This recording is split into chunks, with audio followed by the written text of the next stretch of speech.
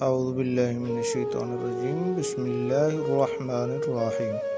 خوبصورت ملکہ ٹیا وہ پہلی طاقتور مصری فرعونہ تھی جسے بادشاہوں کی وادی میں دفن کیا گیا۔ یہی وہ پہلی فرعونہ بھی تھی جس کے دستخط شاہی سرکاری خطوط میں درج ملتے ہیں۔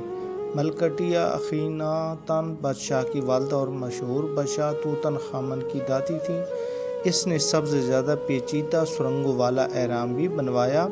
اسی فرعون نے مصر کی تاریخ میں پہلی بار بابل کے بادشاہوں سے براہ راست ملاقاتیں کی۔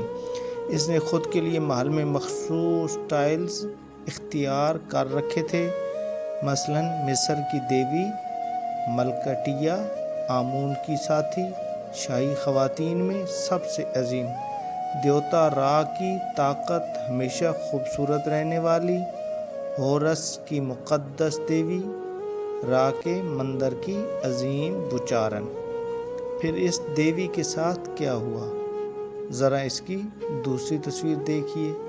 اپنے دور کی زمینی خدا، اپنے تمام حسن، اپنی تمام فرعونیت، اپنے بڑے بڑے خطابات اور ہزاروں غلاموں کی ملکیت، اپنے دور کی رعونیت، اپنے تمام تر جلووں کو صدیوں پیچھے چھوڑ کر آج قاہرہ کے عجائب گھر میں پتھر کی طرح بے جان پڑی ہوئی ہے، جسے ہر آنے جانے والا کراہت کی نگاہ سے دیکھتا ہے۔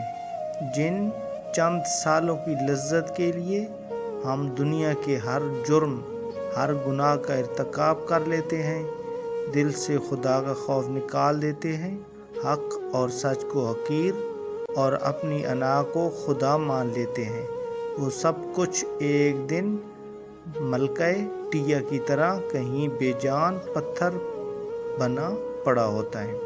المیہ اور افسوس کا مقام یہ ہے کہ اس حقیقت کے ادراک کے باوجود ہر صاحب اختیار اکثریتی طور پر یہی رویہ اختیار کرتا ہے اور خود کو خدا سمجھتا ہے۔